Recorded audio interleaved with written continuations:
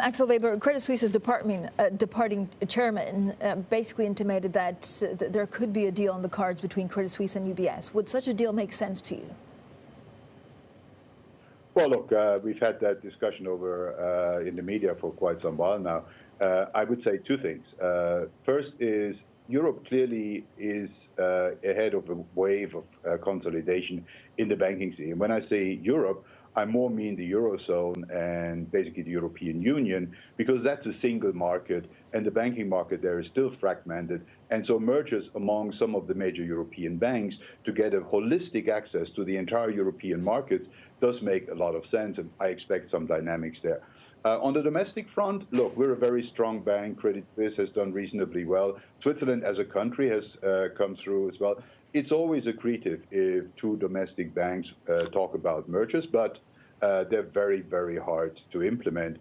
This is a very unusual time. This is very high uncertainty. And probably in such a highly uncertain environment, such talks would be much more difficult. So I don't expect these things to happen at the current juncture. I think this will be things that people will talk about for years to come before we see any concrete movements. The ones that are driving the consolidation are the ones that have problems.